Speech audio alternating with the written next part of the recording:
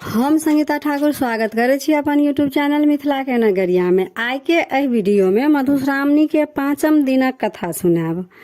5म दिनक कथा महादेवक परिवारक कथा छनि, जाहिमे उमा, पार्वती आ गंगा के विवाहक वर्णन कयल गेल अछि।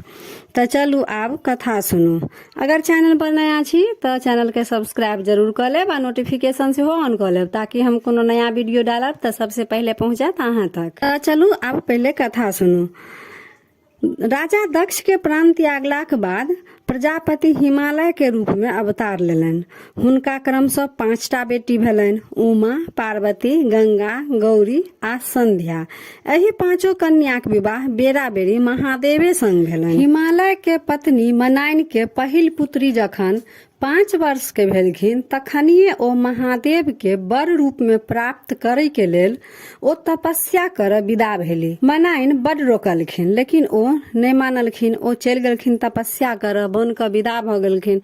जखन ओ 3 वर्ष तपस्या करलखिन तऽ हुनकर उम्र 8 वर्ष भ गेलनि। 5 वर्ष में गेल छलखिन तपस्या कर आ 3 वर्ष तपस्या केलखिन।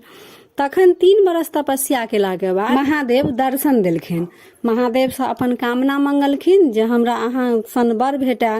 तखने महादेव हुनका वर रूप में प्राप्त भेलनि। तखने विवाह क के ओ ओनिए से बने से ल के चलि गेलखिन। सब आबि के मनाइन के कहलखिन जे उमा तऽ अपन विवाह क लेलथि महादेव से।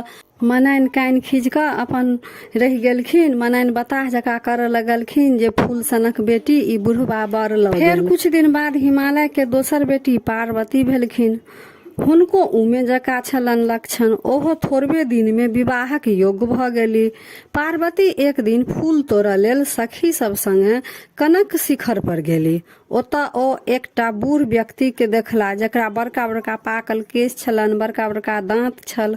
ओ बसहा चढ़ल डमरू बजबैत छला। पार्वती चिन्ह गेलखिन जे ओ आन कियो नहि, ओ महादेव छथि। पार्वती सखी सबके अपन घर विदा क देलखिन आ अपने महादेव संगे बसहा पर चढ़ के चलि गेली। सखी सब जखन घर आबि के मनाइन के सब बात कहलकनि, ओ अपन कपार झाँटऽ लगली जे हमरा कपार में की लिखल अछि जे एना भ जाइ अछि, किंतु आब जे भ गेल तकर कोनो उपाय नहीं अछि। आब हम अपन बेटी सबके ओइ बुढ़वा बर संगे विवाह नहीं हुआ देब। कुछ दिन बाद फिर हिमालय के तेसर बेटी भेलनि गंगा। ओहो जखन पैघ भ गेलखिन, तखन एक दिन महादेव भिखारी के रूप में आबि क गंगा के अपन जटा में नुका क भागि गेला।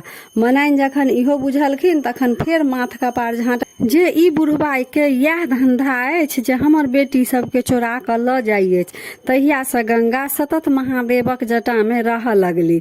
अहिना क के 3 बहिन संगे त महादेव विवाह क लेलखिन।